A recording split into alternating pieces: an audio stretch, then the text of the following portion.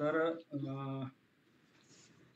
अलोभ आपलं सॉरी अकुशल अहे चित्तामध्ये हा अकुशल चित्तामध्ये हा आपण 12 बघितले चित्त. हा त्यामध्ये 8 लोभाचे आहेत, 2 द्वेषाचे आहेत आणि 2 मोहाचे आहेत. बरोबर, असे 12 होतात.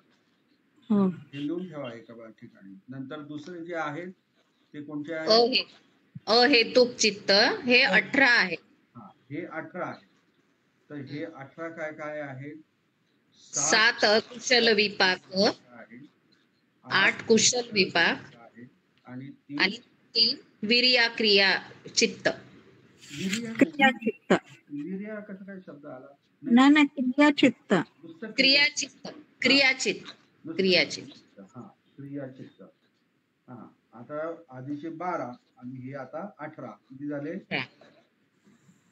18 आणि 12 30. 30 झाले. 30 झाले. झाला 30चा हिशोब लागला. आता पुढे कंच तिसरा प्रकार कामावचर कामवचर शोभन चित्त. हा, कामावचर शोभन. आता यामध्ये परत 3 क्रिया आहे सर. हा, काय? हॅलो, काय म्हणता जगताप साहेब, का बोलले का तुम्ही?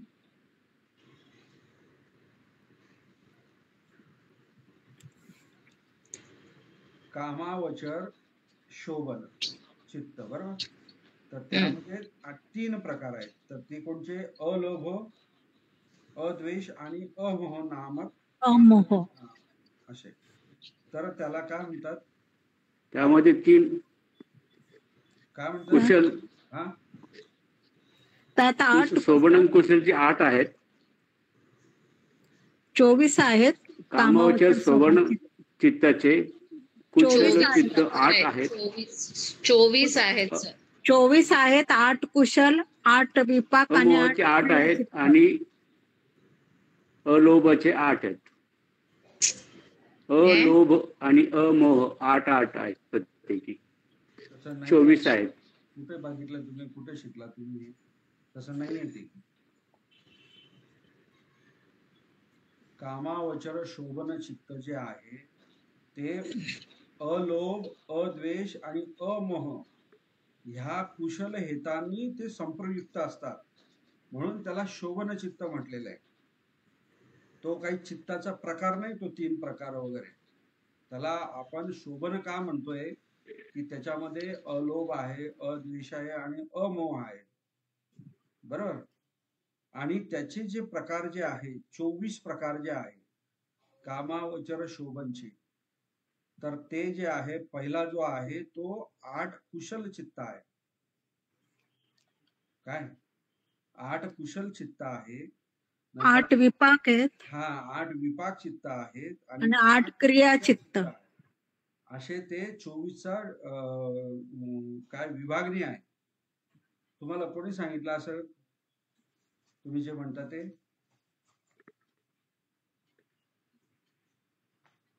याच्यामध्ये जर का चुका तुम्ही केल्या तर तुमचा पुढचा अभ्यास सगळा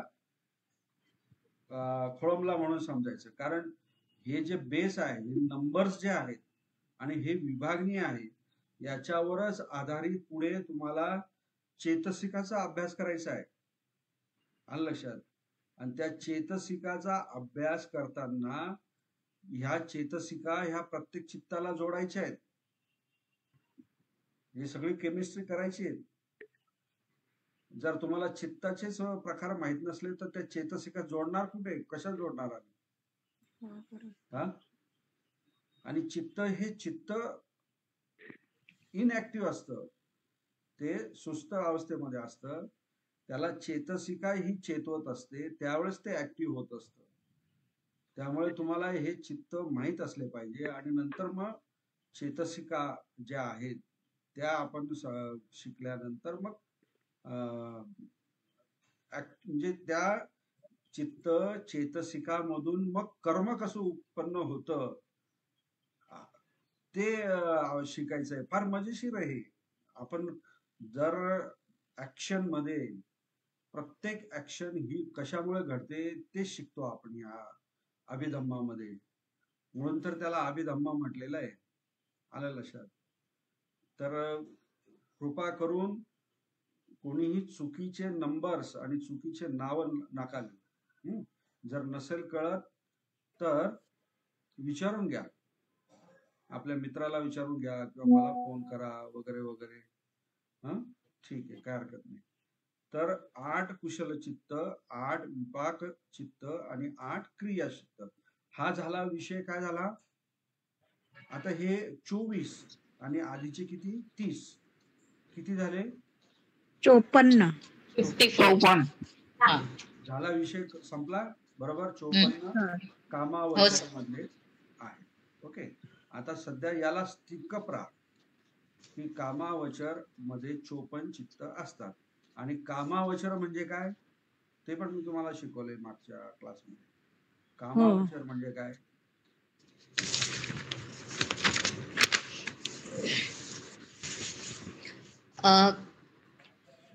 कामावचरामध्ये विचरण करणारे चित्त आहे त्याला कामावचर चित्त असे म्हणतात.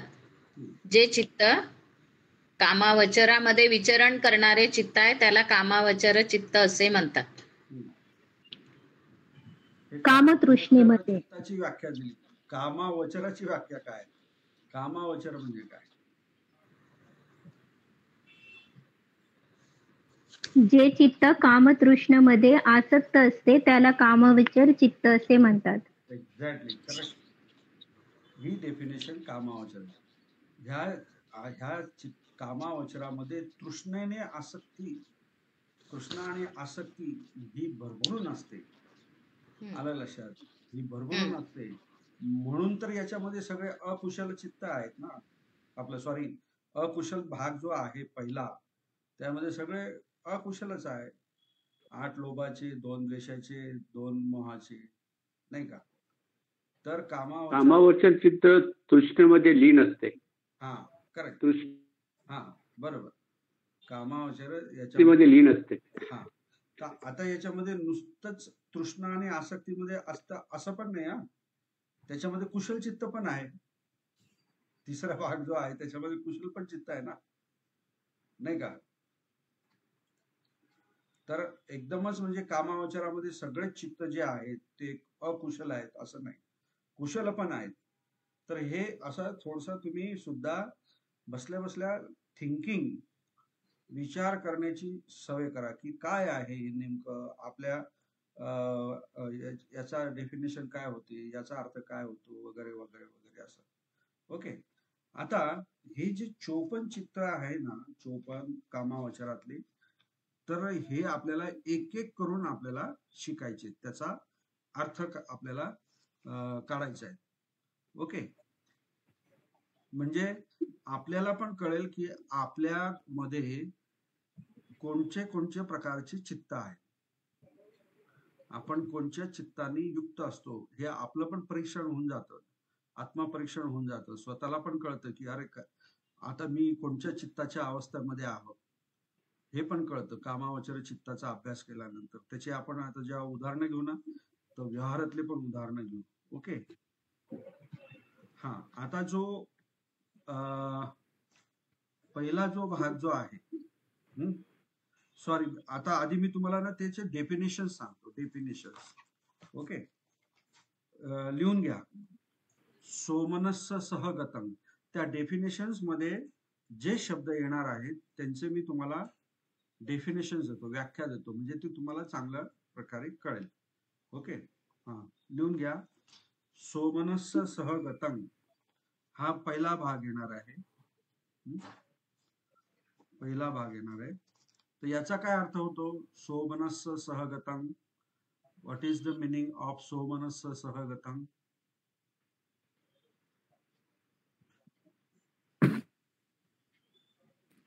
काय पगार मॅडम, काय होतो अर्थ? MA झालेले स्टुडंट पण आहेत ना इथे, हे चित्ताचे शिकला असेल ना तुम्ही. सोमनस्स म्हणजे सुखी मनाची अवस्था. सुखी मनाची अवस्था. आणि सहगत म्हणजे त्या सोबत. सहगत म्हणजे त्या सोबत. ओके. हा, लिहून घ्या. सुंदरंग मनो सुमनो. काय लिहून घ्या? सुंदरंग मनो सुमनो. म्हणजे सुंदर मनाला सुमन म्हणतो आपण. आता सुंदर म्हणजे असं दिसायला वगैरे सुंदर नाही, परंतु सुखी मनाची अवस्था त्याला आपण सोमनस्स म्हणतो. तेच सुंदर मन असतं, नाही का? सुंदर मनो सुमनो. आता हा सुमन झाला, मन हे सुमन झालं. आता त्याचा जो भाव जो आहे, त्या सुमनचा जो भाव जो आहे, सुमनस्स भावो सोमनस्सं, म्हणजे त्या सुमनाचा जो भाव आहे, चित्ताचा भाव, त्याला काय म्हणतात? सोमनस्सं. लिहून घ्या. म्हणजेच काय? सुंदर चित्ताच्या भावाला भाव प्रदर्शित होतो की नाही, त्याला काय म्हटलं जातं? सोमनस्स. ओके. आणि सुंदर शब्दाचा अर्थ काय होतो? सुंदर शब्दाचा अर्थ पालीमध्ये त्याला सात म्हणतात. हा, पालीमध्ये काय म्हणतात? सुंदरला सात म्हणतात. आणि त्या सातचा अर्थ होतो प्रसन्न किंवा सुख. सर परत एकदा काय म्हणतात? काय म्हणतात पालीमध्ये सुंदरला?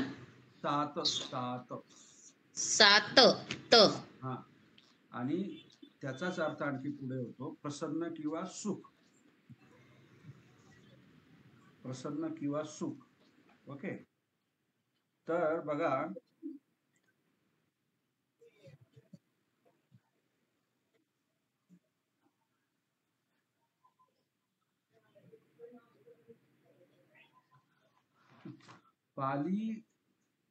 पालीचा तुमचं शिक्षण नसेल तर किती चुकीचं तुम्ही अर्थ काढतात.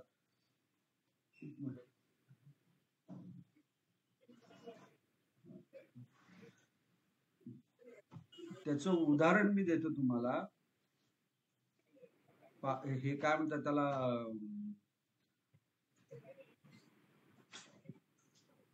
मराठी ट्रान्सलेशन केलेलं आहे एका व्यक्तीने, त्याचं नाव पण नाही सांगत मी. ह्या 7 शब्दाचा त्यांनी कसं ट्रान्सलेशन केलेलं आहे बघा. तर ते काय म्हणतात की सुंदर हा शब्द प्रसन्न आणि सुख आहे, हे बरोबर आहे. सुंदर आणि सुख तो त्याचा अर्थ दिलाय. इत्यादी 7 प्रकारच्या अर्थाने आलेले आहे. इत्यादी 7 प्रकारच्या अर्थाने आलेले आहे. म्हणजे त्यांनी कसं, 7 हा जो शब्द आहे ना, हा पाली आहे, सातंग, आणि त्याचा अर्थ होतो प्रसन्न आणि सुख. अगोदर दिलेलं आहे, पण नंतर त्याचं अंकामध्ये त्यांनी ते कन्व्हर्शन करून दिलेलं आहे 7 प्रकारचे. पण तसं नाही. सुंदर हा शब्द प्रसन्न किंवा सुख इत्यादी प्रकारच्या अर्थाने आलेले आहे असं पाहिजे तिथे. तर त्यांनी त्याचे 7 प्रकार करून टाकले, कारण तो 7 दिसतो. ह्या बारीक गोष्टी तुम्ही केव्हा शिकाल आणि केव्हा समजाल? पालीचा अभ्यास केल्यानंतर तुम्ही शिकाल, तुम्हाला त्याचे बारकावे कळतील. तर ही जबाबदारी तुमची आमची आहे. व्याकरण शिकायची जबाबदारी काय तुमची आमची आहे. जर चुकीचं जर असलं तर मग तुम्ही ट्रान्सलेशनच्या बुकमधनं वाचणार आणि तसंच लिहिणार आणि सांगणार पण तसंच, नाही का? ओके, काय हरकत नाही. आता हे 7 जे आहेत, म्हणजे प्रसन्नता किंवा सुख, हे जे आहे हे कोणत्या अर्थाने आहे? मानसिक सुख वेदना. मानसिक सुख वेदना म्हणजेच काय?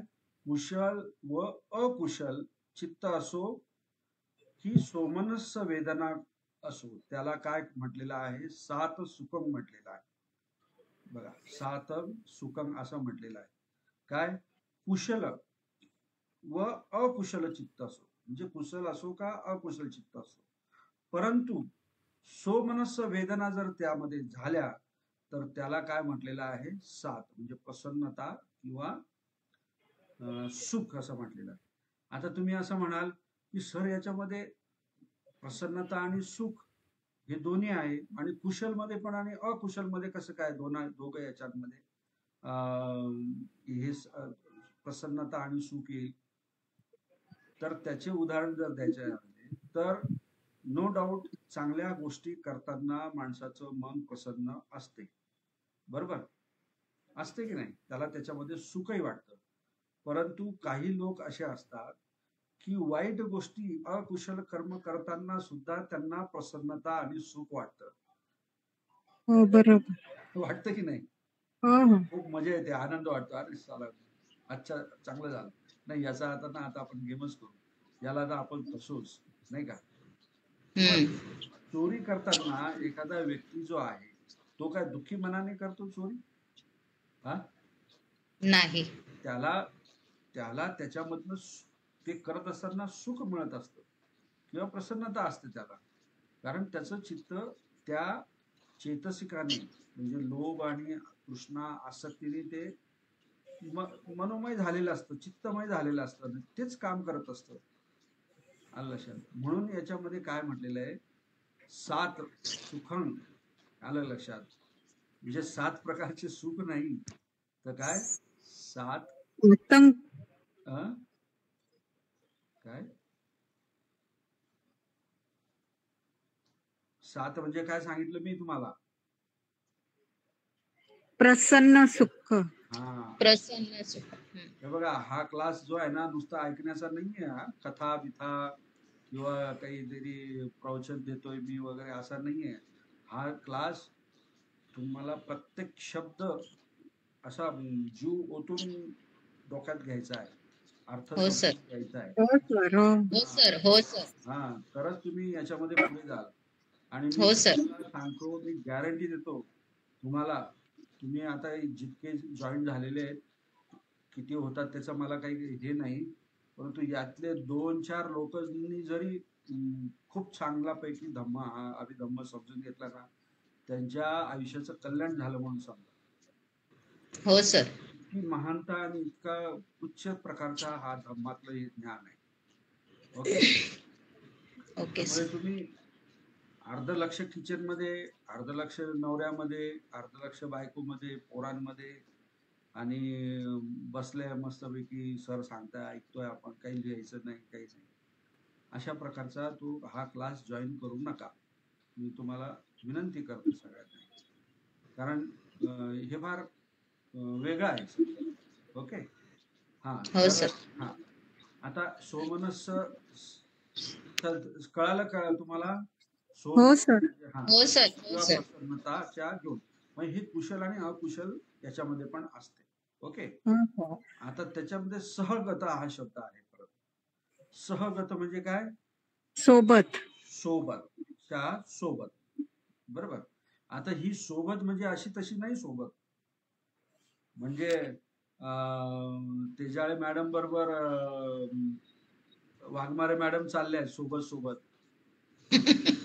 असं नाही. याच्यामध्ये तेजाळे मॅडमचं चित्त आणि वाघमारे मॅडमचं चित्त हे एकच झालं पाहिजे. असं दिसलं नाही पाहिजे की हे वेगळं तेजाळे मॅडमचं चित्त आहे आणि हे वेगळं वाघमारे मॅडमचं चित्त. इतकी एकरूपता. अलग लक्षात? इतकं मय, काय म्हणतात त्याला, एक जीव जो असतो ना, त्याला सहगत म्हटलेलं आहे. त्याचा अर्थ काय आहे? सहगत. जसं की आपलं गंगा आणि यमुना यांचं पाणी कुठेतरी एकत्र होतं की नाही? माहितीये का? नाही माहिती. हो सर. कुठे कुठे होतं? कारण तिथे आपण जातच नाही. काशी. काशीला काशीला नाही, नाही नाही, काशीला गंगाच वाहते फक्त. प्रयाग माहितीये ना? प्रयागराजला हा, होते बहुतेक. प्रयागराज. हा. प्रयागराज.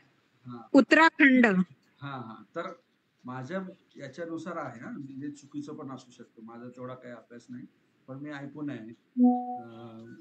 ठीक आहे.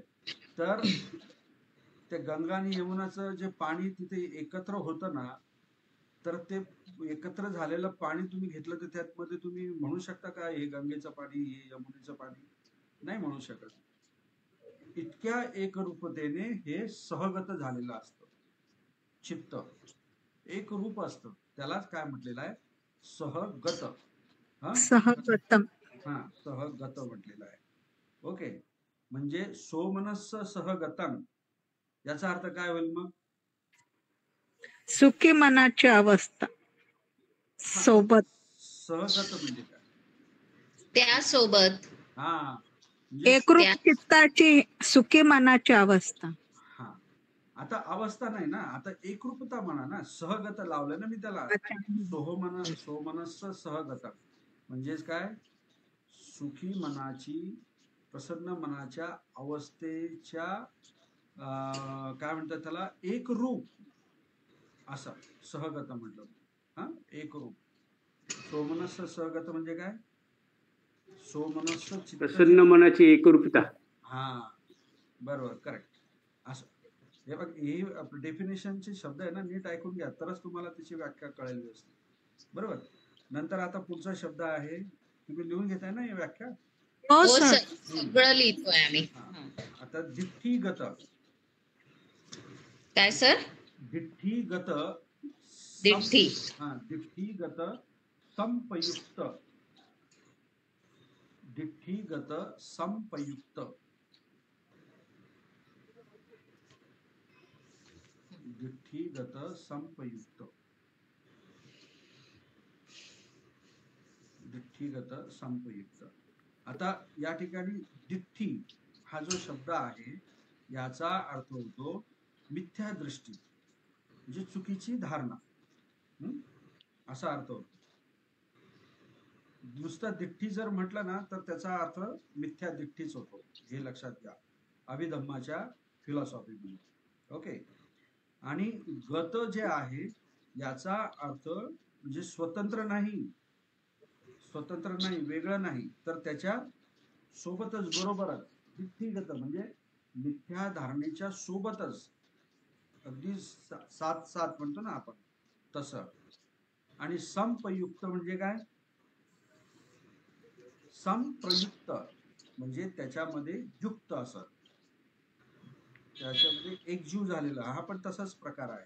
म्हणजे त्या अँगलनी, त्या धारणेने. ओके.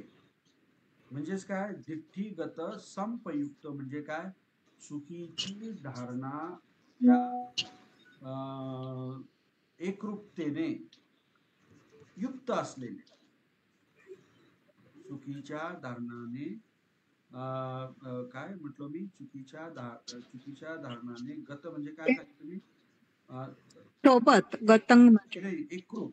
चुकीच्या धारणाने एकरूप आणि काय सांगितलं, संप्रयुक्त. हा, चुकीच्या धारणाने एकरूप होऊन एकरूपतेने युक्त असं करा, म्हणजे ते बरोबर येईल. ओके. हा, आता बघा किती स्पष्ट आहे. सोमनस्स सहगत म्हणजे अगदी सुखी मनाच्या अवस्थेशी एकरूप होऊन. ओके. दिठ्ठीगत आपलं सॉरी दिठ्ठीगत संपयुक्त म्हणजे तुमच्या मनाची अवस्था काय आहे, सुखी आहे, प्रसन्न आहे, परंतु तुमची धारणा काय आहे, मिथ्या दृष्टी, मिथ्या दृष्टी चुकीची आहे. ती पण काय आहे, एकरूप आहे, अगदी त्या चित्ताच्या अनुसरून एकरूप आहे. असं दिठ्ठीगत संपयुक्त. लक्षात. आता त्याच्या उलट दिठ्ठीगत विपयुक्त म्हणजेच काय, मिथ्या धारणेने एकरूप होऊन युक्त नसलेली. सर काय, दिठ्ठीगतं विपयुक्त, डबल प, युक्त, विपयुक्त. हा, दिठ्ठीगतं विपयुक्त म्हणजेच काय, मिथ्या धारणा नाही, त्याच्याशी एकरूपता नाही. आलं लक्षात. मिथ्या काय, सॉरी, कोणची, दिठ्ठीगत विपयुक्त. संपयुक्त म्हणजे काय, जोडलेली, त्याच्याशी युक्त असलेली. विपयुक्त म्हणजे काय, अलग असं. त्यालाच काय म्हटलंय मग, त्या चित्ताला दृष्टीगत विपयुक्त. ओके. हे झालेच. त्यानंतर संखार.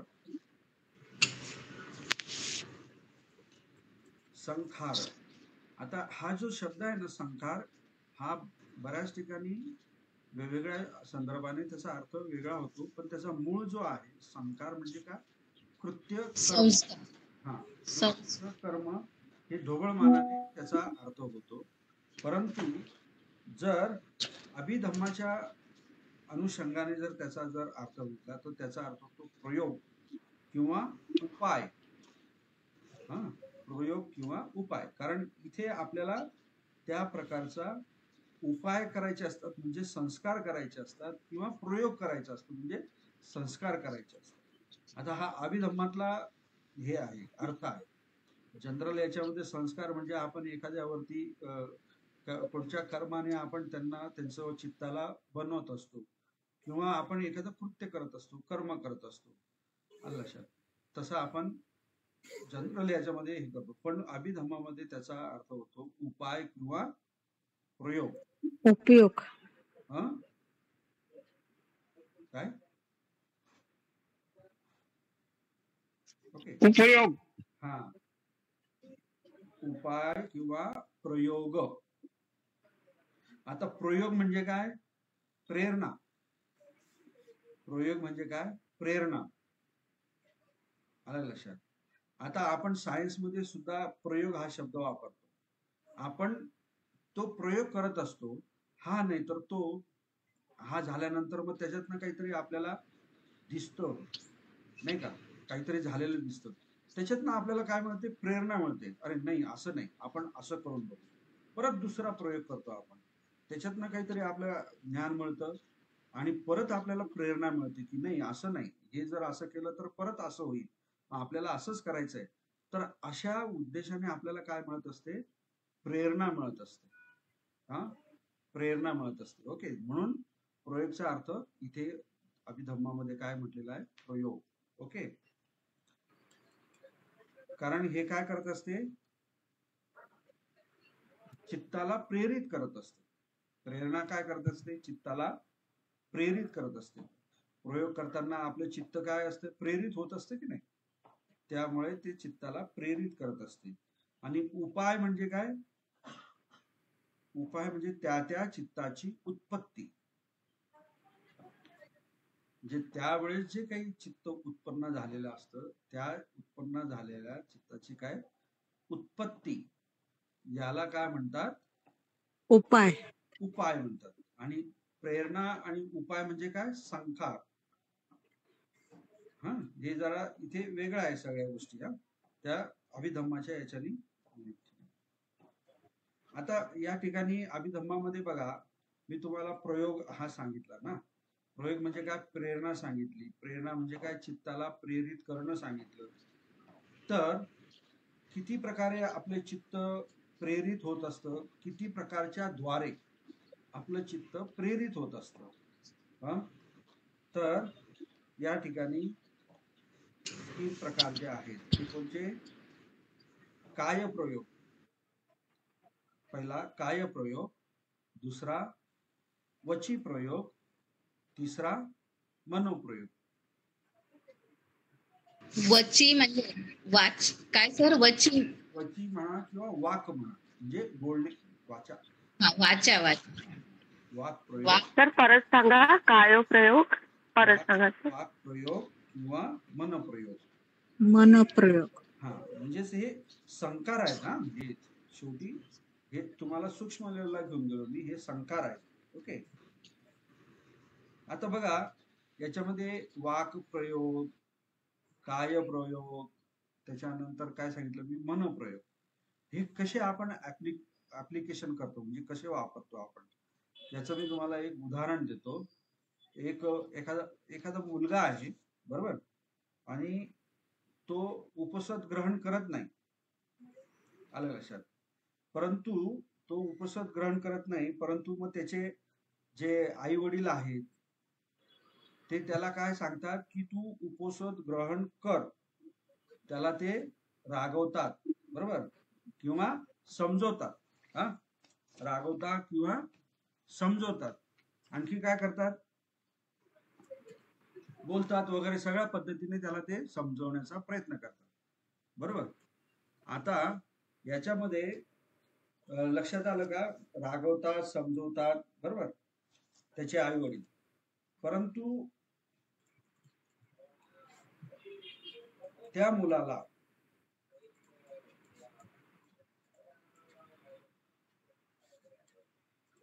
हे जर तू उपोषण ग्रहण केलं तर तुला काय प्राप्त होईल? फल प्राप्त होईल, असं ते त्याला सांगतात. बरोबर.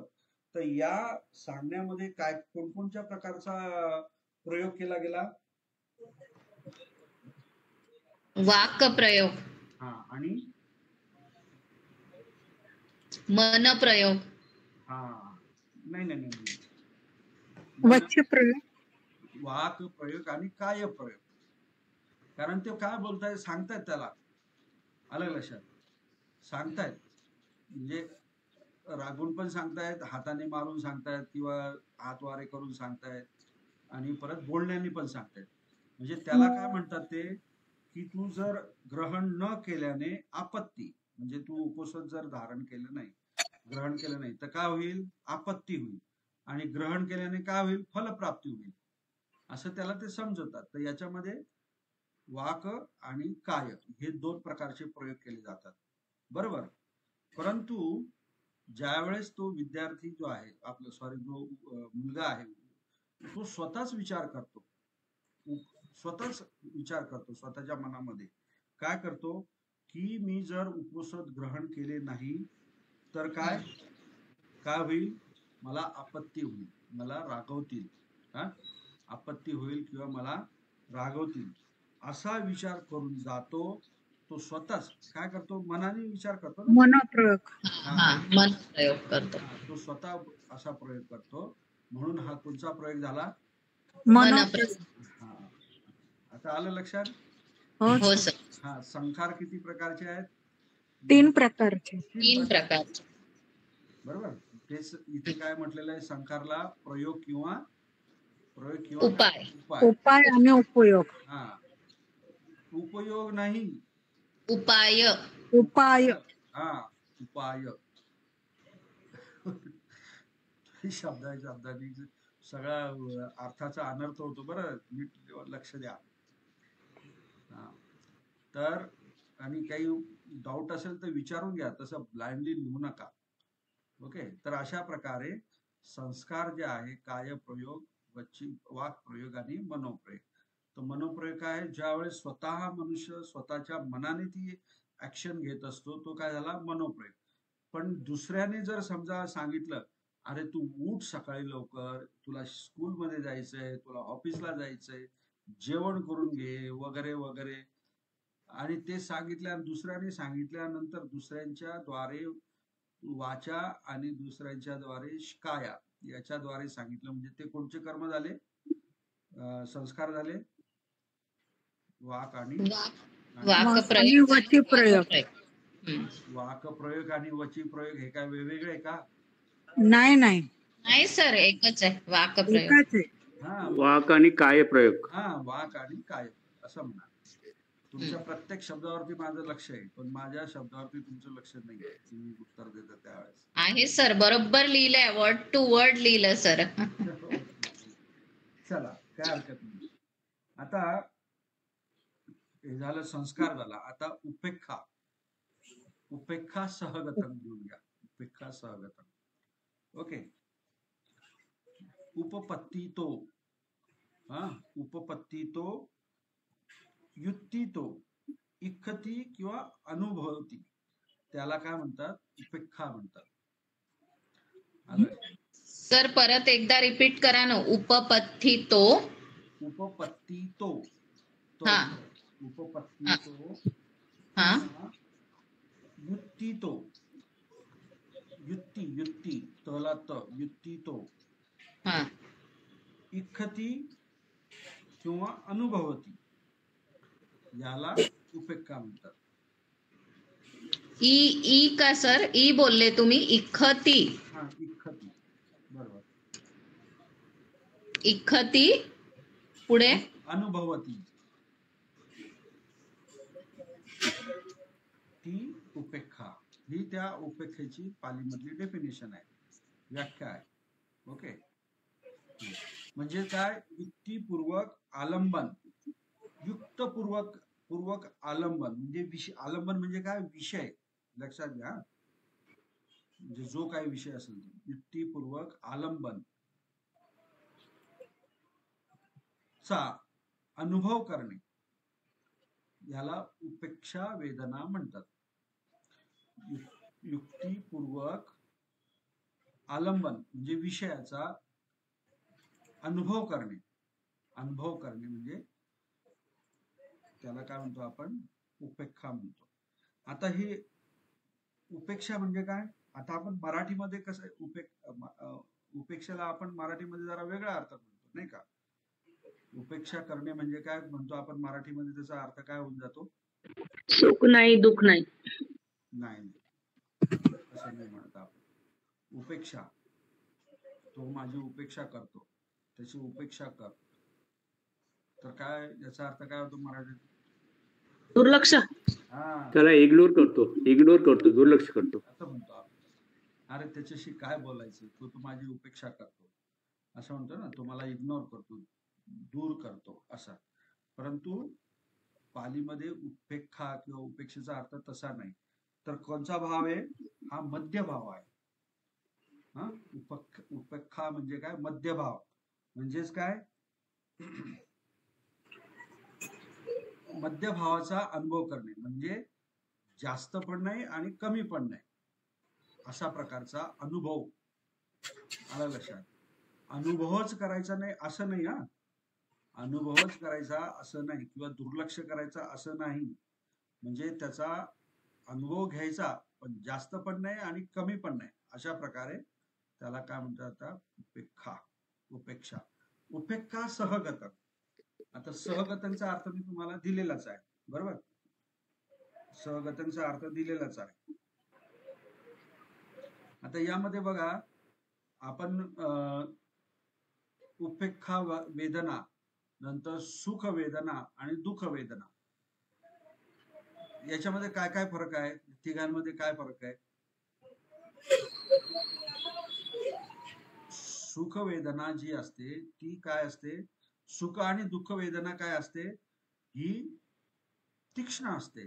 म्हणजे सुखाची झाली तर ती एकदम पूर्णपणे तीक्ष्ण असते, म्हणजे ती होतो आपण.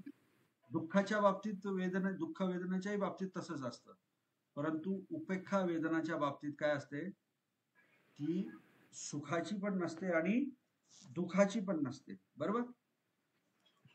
मध्यभाव असतो. आणि सुख वेदना आणि दुःख वेदना हे काय आहेत, परस्पर विरोधी आहेत, एकमेकांच्या काय आहे, विरोधी आहेत, बरोबर. तसेच सुख आणि दुःख वेदनांचा अनुकूल अनुभव करणे त्याला उपेक्षा म्हटलेला आहे. आता अनुकूल म्हणजे कसं म्हणणार तुम्ही, उपेक्षा हे नीट समजून घ्या. बॅलन्स म्हटलं का सर, हा बॅलन्स करून, बरोबर, बॅलन्स पण होते ना, म्हणजे जास्त सुख पण नाही आणि जास्त दुःख पण नाही, बरोबर. अशा प्रकारची मध्यभाव जो आहे, जे ज्यादा भी नाही और कम भी नाही, असं बॅलन्स मध्यभाव जो आहे, समतोल, तटस्थ पण नका म्हणून, तटस्थचा अर्थ काय होतो, करतो नाही, इग्नोर करतो आपण, तटस्थ. हा म्हणजे त्याच्याविषयी दुर्लक्षित. हा तटस्थ भाव म्हणजे काय, आता एखादा व्यक्तीचा ऍक्सिडेंट झाला तर काही लोक धावून जातील, बरोबर की नाही. काही लोक काय तटस्थपणे बघत राहतील एखाद्याचं भांडण, याचंही हे करायचं नाही, त्याचंही हे करायचं नाही, तो म्हणजे एकदम या दोघांबद्दल काही विषयच नाही. परंतु पालीमधला हा उपेक्षा जो आहे, हा तो जो ऍक्सिडेंट झालेला जो आहे त्याच्या त्या घटनेबद्दल त्याची सुखाची पण वेदना आहे, आलं लक्षात, आणि दुःखाची पण वेदना आहे, पण ती काय आहे, समतोल आहे, समतोल. हा अशा पद्धतीचा त्याचा अर्थ होतो. ओके, याचाच अर्थ काय होतो, उपेक्षा वेदना ही सुखा वेदनाला पण विरोध करत नाही आणि दुःखद वेदनाला पण विरोध करत नाही. हा इतकं डिटेल उपेक्षा वेदनाबद्दल तुम्हाला माहिती पाहिजे. उपेक्षा वेदना म्हणजे काय, नुसतंच असं सांगून काय सांगितलं होतं तसं नाही चालत. हे काय तुम्हाला सांगावंसं वाटतंय मला, कारण याच्यावर आधारित आता 54 चित्त जे आहेत ते तुम्हाला समजून घ्यायचे. ओके, झालं. आता हे जे त्या व्याख्यांमध्ये येणारे शब्द जे आहेत ते आता हे तुम्हाला सगळे माहीत झाले. ओके, आता पहिलं चित्त काय आहे? आज किती वाजले? 10. 10. बरं, पूर्ण चित्त होईल की नाही शंका आहे. आज नेक्स्ट टाइम पण घेता येईल. ओके,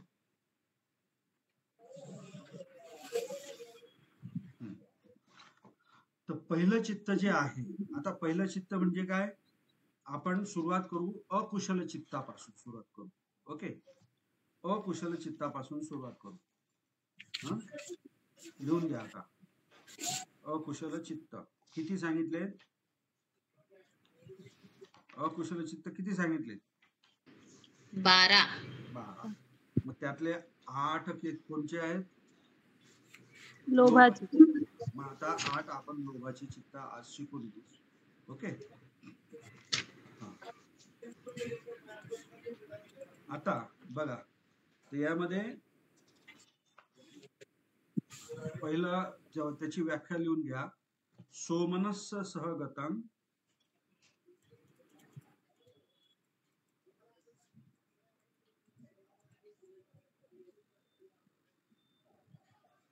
सोमनस्स सहगतं दिठ्ठिगतं संपयुक्त. दिठ्ठिगतं संपयुक्त असंखारिकं एकं. असंखारिकं एकं. आणि दुसरा जो आहे, वरचं जे आहे ना जसंच लिहायचं, फक्त शेवटचा जो शब्द आहे असंखारिकं एकंच्या ऐवजी काय लिहायचं? ससंखारिकं एकं. ओके, म्हणजे 2 झाले. मी परत सांगतो. सोमनस्स सहगतं दिठ्ठिगतं संपयुक्तं. सोमनस्स सहगतं दिठ्ठिगतं संपयुक्तं असंखारिकं एकं. हे एक प्रकारचं झालं पहिलं चित्त. आणि दुसरं चित्त जे आहे सोमनस्स सहगतं दिठ्ठिगतं संपयुक्तं ससंखारिकं एकं. हे झाले 2. ओके, तर ह्या 2 चित्ताचा अर्थ काय?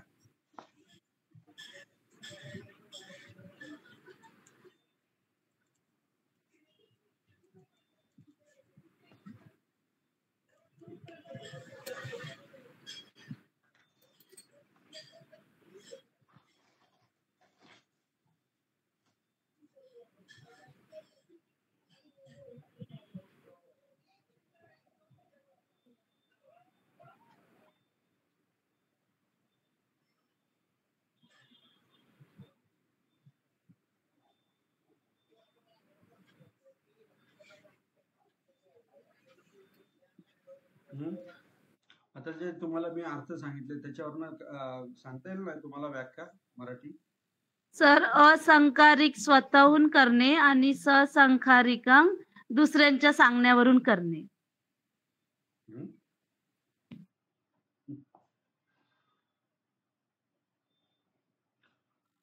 असंखारिकं म्हणजे काय?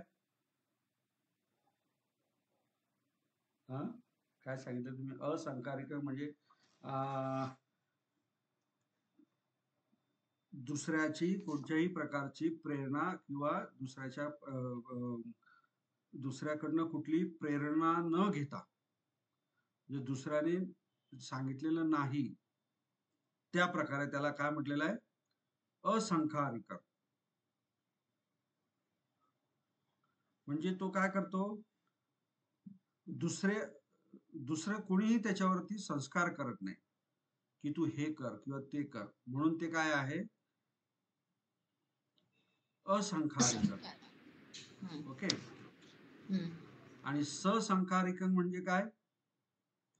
कोणीतरी त्याला सांगतंय की तू हे कर, कोणीतरी प्रेरणा देतंय की तू हे कर, आणि त्याच्यानुसार मग त्यांनी जे जर कर्म केलं तर ते काय आहे? ससंखारिक. म्हणजे संस्कार सोबत इतरांनी सांगितलेल्या संस्कारच्या माध्यमातून, असा त्याचे अर्थ आहे. आता सोमनस्स सहगतं दिठ्ठीगतं संपयुक्तं म्हणजे काय? आता असे लोक काही आहेत, म्हणजे हे चित्त धारण करणारे कसे लोक असतात बघा. असे काही लोक आहेत की जे कामभोग जे आहेत, हा, किंवा वाईट कर्म जे आहे, आलं लक्षात, ते करत राहायचे, आलं लक्षात. आणि त्यांची अशी मिथ्या धारणा असते की ह्या कर्माचं काही फळ काही नसतं, काही दुष्परिणाम वगैरे काही नसतं, काही नाही, करत राहायचं आपलं, त्याचा कुठला दुष्परिणाम नसतो, म्हणजे आदिनव नसतो, काही नसतो. हा, अशा प्रकारचा तो काय करत असतो? मिथ्या दृष्टी ठेवत असतो. अशा प्रकारची काय तो मिथ्या दृष्टी. काय झालं? वाईट कर्म केलं तर काय झालं? काही नाही होत, करते रहो. आणि ते करत असताना त्याच्या मनाची चित्ताची कशी अवस्था असते? सोमनस्स सहगतक असते, त्याच्यात त्याला वाईट वाटत नसते, आलं लक्षात. ही मिथ्या दृष्टी म्हणजेच काय? दिठ्ठीगत सहगतक, ही मिथ्या दृष्टी असते त्याची. अशा प्रकारचे तो कर्म करत असतो. परंतु हे कर्म करत असताना तो दुसऱ्याची जी काही दुसऱ्याकडून प्रेरणा जी मिळायची असते ती नसते त्याच्यामध्ये, तो ते स्वतःच करत असतो. म्हणून अशा चित्त असलेला जो व्यक्ती जो आहे त्याचा चित्त कसं असतं? प्रथम अकुशल चित्त असतं. म्हणजेच काय? सोमनस्स सहगतं दिठ्ठीगत संपयुक्त असंखारिकं चित्त.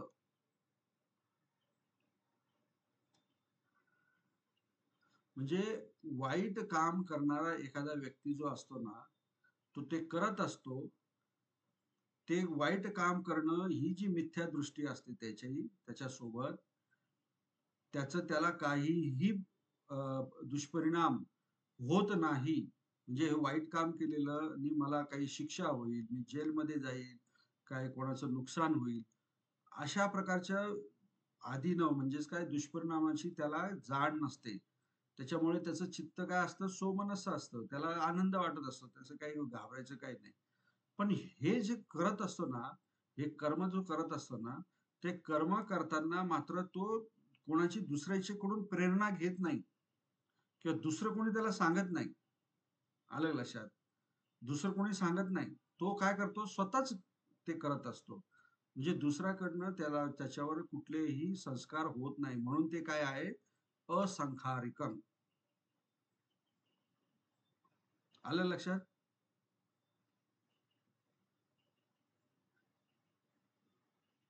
उदाहरण सांगतो मी तुम्हाला.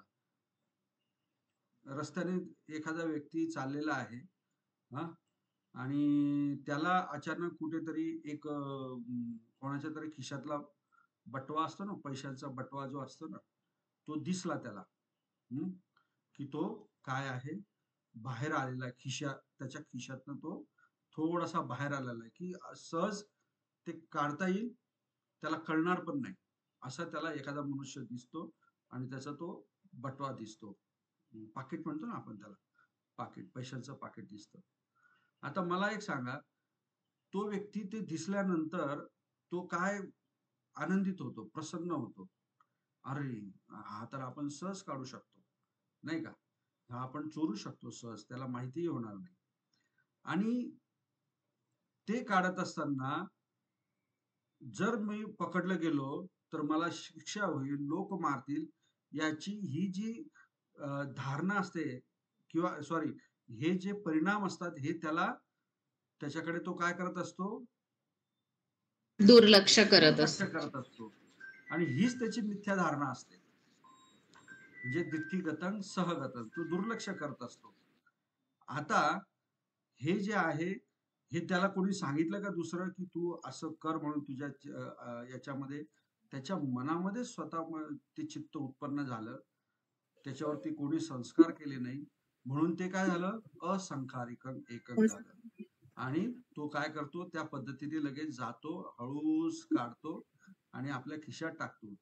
आणि खिशात टाकल्यानंतर त्याच्या चेहऱ्यावरचा किती आनंद असतो! वा, है ना, आज आपल्याला लाभ झाला वगैरे वगैरे. तर हे सोमनस्स सहगतं झालं की नाही? हो सर. आणि पकडला गेला असता किंवा हे जे मी कर्म करतो आहे हे अकुशल कर्म आहे, ही त्याची चुकीची धारणा आहे की नाही? म्हणजे हे चांगलं नाही, हे वाईट आहे, अशी धारणा असते का त्याची? नाही. म्हणजे हे चुकीची धारणा आहे की नाही? आणि हे त्याला कोणी सांगितलंय का करायला? नाही, तो नाही. स्वतःच करतो. म्हणजे अशा प्रकारचं चित्त जे असेल ते पहिलं अलोभ चित्त जे आहे ते प्रकारचं चित्त असतं. दुसऱ्या प्रकारचं काय असते? सेम प्रकार असतो, फक्त काय असते की दुसऱ्याने कोणीतरी त्याला प्रेरणा दिलेली असते. आलं लक्षात? म्हणजे दोन व्यक्ती जात आहेत, तिसऱ्या व्यक्तीचा तो पाकिट दिसत आहे, यांनी पण बघितलं त्यांनी पण बघितलं, दोघांनी एकाच वेळी बघितलं, पण पहिला जो आहे त्याच्या मनामध्ये ते चित्त उत्पन्न झालं नाही की ते आपण काढावं म्हणून. ओके. परंतु दुसरा जो व्यक्ती आहे त्या तो व्यक्ती म्हणतो अरे बघ ते सहज काढू शकतो, आपण चोरू शकतो, हा त्याला कळणार सुद्धा नाही, जा तू काढ, ते चोर, ते हळूच जा, व्यवस्थित जा, तू त्याला डायरेक्शन करतो की असं कर तसं कर. आणि हे ऐकून तो व्यक्ती ज्यावेळेस ते कृत्य करतो त्याला काय म्हटलं जातं? ससंखारिकम. म्हणजे इतरांद्वारे त्याला काय मिळालेली असते? प्रेरणा. बरोबर, येते का लक्षात? हो सर. हा, तर हे किती नंबरचं चित्त झालं? हे 2 नंबरचं. दुसऱ्या नंबर. 2 नंबरचं चित्त झालं. ओके. एक पहिलं होतं असंकारिकम, दुसरं होतं ससंकारिकम. आणि दोघही काय? सोमनस्स सगतं दिठ्ठीगत संपयुक्त. आलं लक्षात? अशा प्रकारचं. ओके, हे 2 झाले.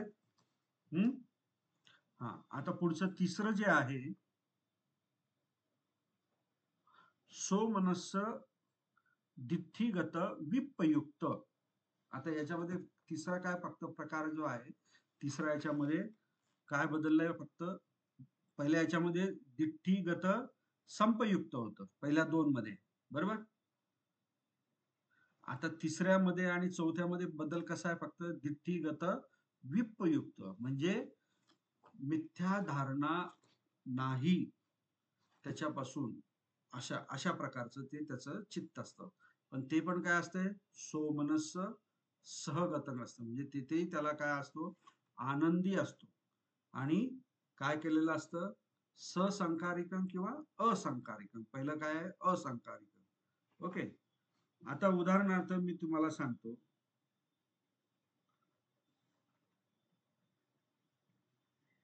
सर एकदा सांगा ना, दिठ्ठी गतम विपयुक्त लिहायचं आहे ना? हा, दिठ्ठीगत विपयुक्तम, बरोबर. सोमनस्स सहगतं दिठ्ठीगत विपयुक्त असंखारिकम एकम.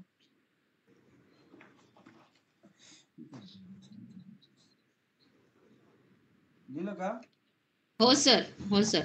आणि सेकंड ते लिहायचं आहे, दिठ्ठी गतम विपयुक्त ससंखारिकम एकम, असं लिहायचं आहे. हा, करेक्ट. Okay sir. आधी काय? सोमनस्स सहगतं पण लिहायला आहे ना. सोमनस्स सहगतं दिठ्ठीगतं विपयुक्त असंखारिकं. नंतर 4 नंबरचं येईल सोमनस्स सहगतं दिठ्ठीगतं विपयुक्त ससंखारिकं. असं येईल. म्हणजे 2 प्रकारचे येतात, याच्यामध्ये 2 चेंजेस होतात. एक विपयुक्त असंखारिकं आणि दुसरं विपयुक्त ससंकारिक. आधी संपयुक्त होते पहिल्या 2 याच्यामध्ये, बरोबर?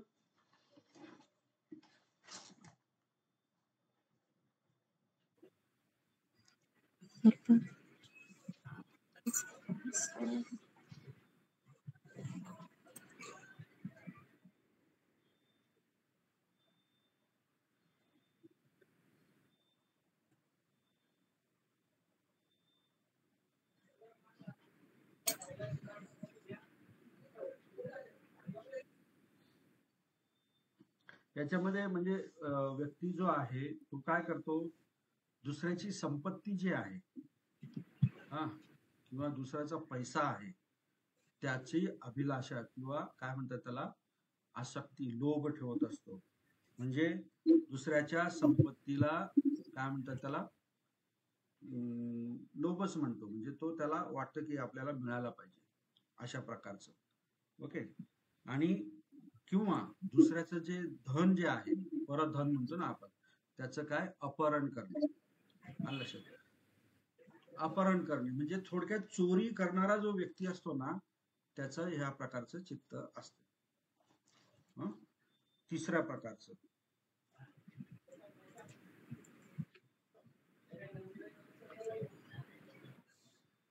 म्हणजे त्याच्यामध्ये काय असते, सोमनस्स सहगत म्हणजे तो आनंदी असतो, प्रसन्न असतो. दिठ्ठीगत विपयुक्त म्हणजे जी मिथ्या धारणा जी आहे त्याच्यापासून तो काय असतो, विपयुक्त असतो. आलं लक्षात?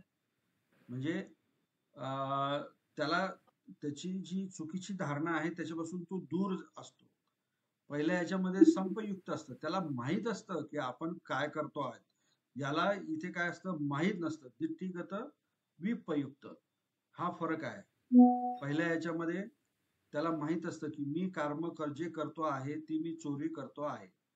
आलं लक्षात? मी काहीतरी वेगळं करतो आहे. आणि दुसऱ्या दिठ्ठीगत विपयुक्त मध्ये काय, त्याला ते माहित नसतं. तो त्याला चोरी वगैरे असं काही समजत नाही, अकुशल कर्म समजत नाही, मिथ्या धारणा आहे असं तो समजत नाही. विपयुक्त अशा पद्धतीने त्याचं जे चित्त जे असतं ते चित्त जे आहे ते काय आहे, तृतीय अकुशल चित्त.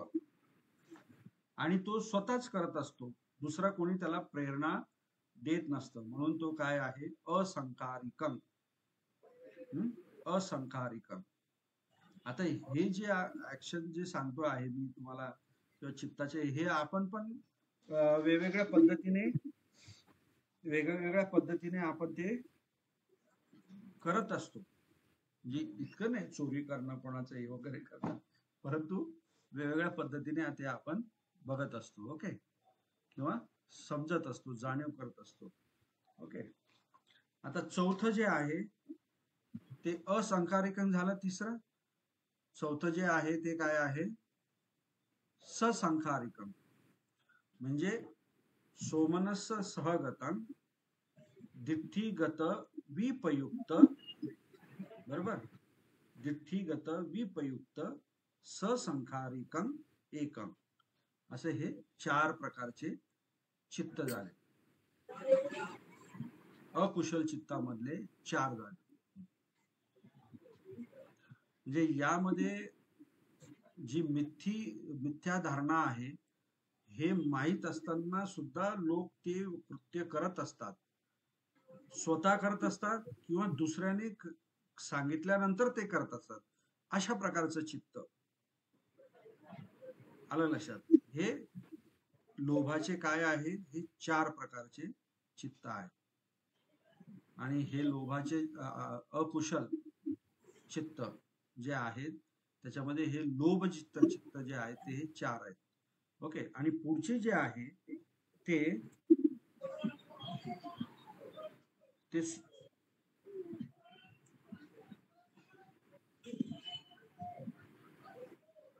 जे पुढचे जे आहे ते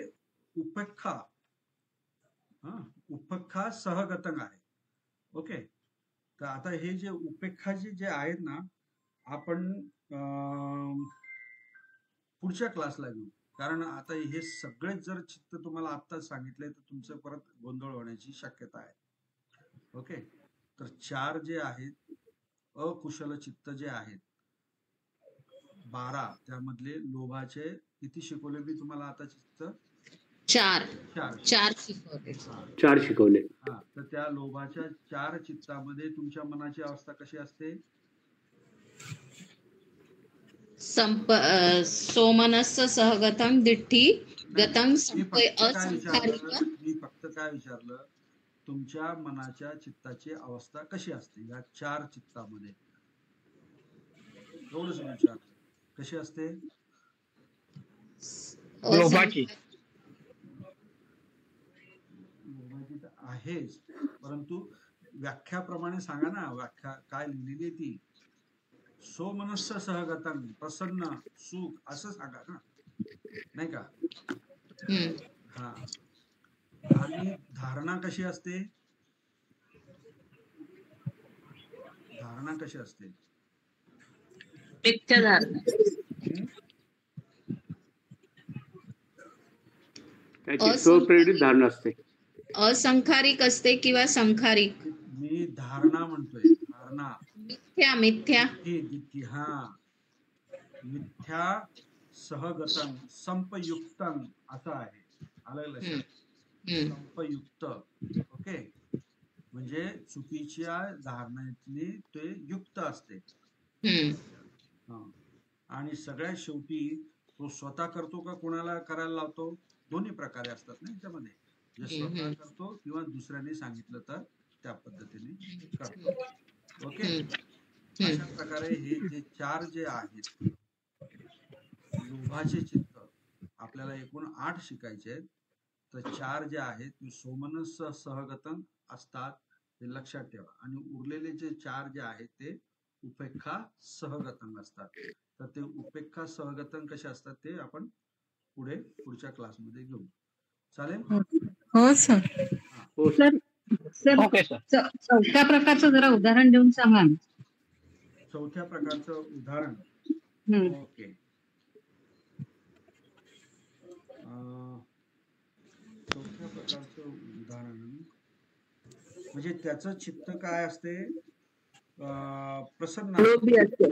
हा, लोभी असते. हा, आनंदी असते. लोभी नका म्हणून. ते काम करताना, कर्म करताना त्याच्या चित्ताची अवस्था जी असते ना ती आनंदी असते असं म्हणा. हे चित्ताचे प्रकार आहेत आपले. आलं लक्षात? आणि हे लोभ चित्ताचे प्रकार आहेत. त्यामुळे नुसता लोभ हा वापरून मग त्याचं डेफिनेशन मध्ये गडबड होईल. ओके. आनंदी सुखी नाही सर, पण जर दुसरा सांगेल ना, दुसऱ्याच्या प्रेरणेने तो करेल ना, जर संपत्तीची जी लोभ ठेवेल तर ते दुसऱ्याच्या प्रेरणेने ठेवेल का? तर आपण पहिल्या याच्यामध्ये पाहिलं, दुसऱ्या याच्यामध्ये की दुसरा जेव्हा सांगतो की तू चोरी कर तेव्हा तो करतो, म्हणजे तर तसंच मग हे चौथ्याचं कसं ते नाही समजलं. हा, मग ते ससंकारिक म्हणजे पहिला जे सांगितलं तो स्वतः करतो, आणि तिसरं जे सांगितलं ते स्वतः करतो, बरोबर. आणि चौथा नंबरचा आहे तो कोणाची तरी प्रेरणा किंवा कोणीतरी त्याला सांगितलं म्हणून ते तो करतो, असा चौथा प्रकार येणार. म्हणजे आनंदी मनाने परंतु दिठ्ठीगत म्हणजेच मिथ्या धारणेने युक्त. आलं लक्षात? मिथ्या धारणेने विपयुक्त म्हणजे मिथ्या धारणा आहे हे त्याला ती कल्पना नसते किंवा माहीत नसतं. विपयुक्त अशा पद्धतीने ससंखारिकं चित्तं म्हणजेच तोच जो आहे त्याला दुसरं कोणी सांगत नाही, त्या पद्धतीने तो दुसरं त्याला सांगत असतो, त्या पद्धतीने तो करतो. हे चौथ्या प्रकारचं चित्त झालं. याच्यामध्ये संखारिकं पहिला असंखारिकं असा लक्षात ठेवायचं. दुसरा जो आहे तो ससंखारिकं. असंखारिकं म्हणजे काय? कोणाचीही मदत न घेता, कोणीही त्याला न सांगता, म्हणजे काय? स्वतःच्या प्रेरणेने. स्वतःच्या प्रेरणेने संस्कार करतच नाही कोणी, तो स्वतःच करतो. म्हणजे संस्कार करत नाही म्हणजे असंस्कार झाले ना. हो. हा. आणि ससंस्कार म्हणजेच काय? तो दुसऱ्याच्या प्रेरणेने होतात सोबत कोणीतरी. हा हा, असं सोबत कोणीतरी नाही, तो स्वतः. हा, स्वतः पण दुसऱ्याच्या प्रेरणेने. हा.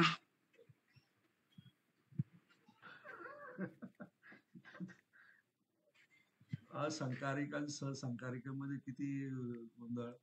असंकारिकं म्हणजे कोणत्याही प्रकारे त्याला कुणी प्रेरणा न दिलेलं.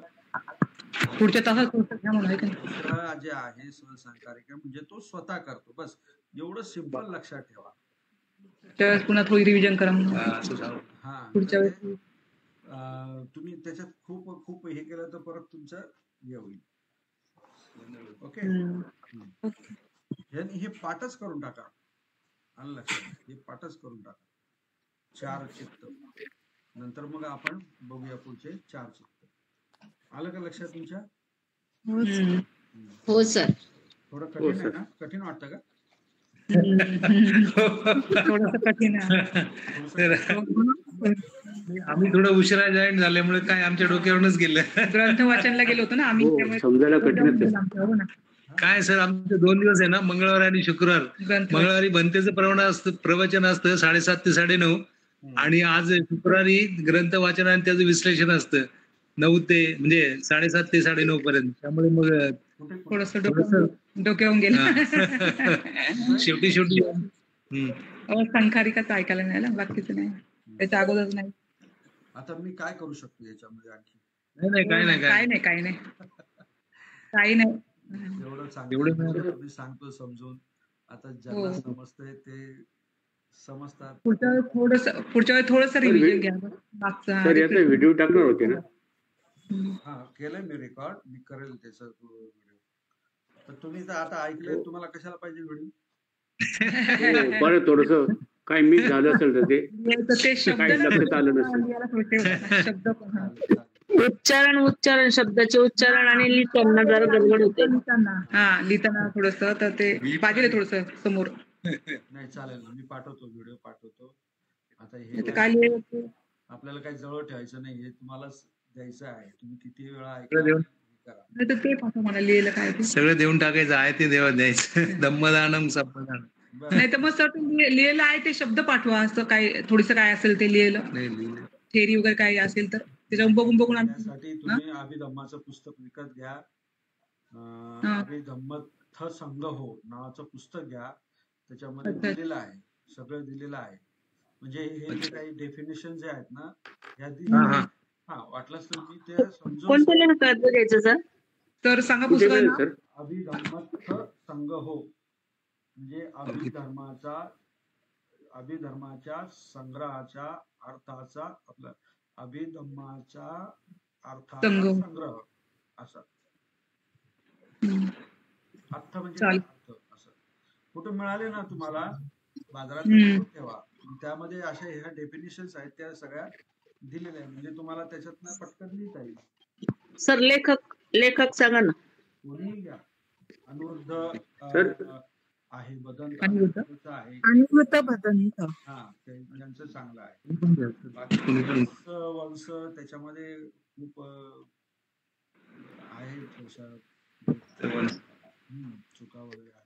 तर पुस्तक कुठे मिळेल आता?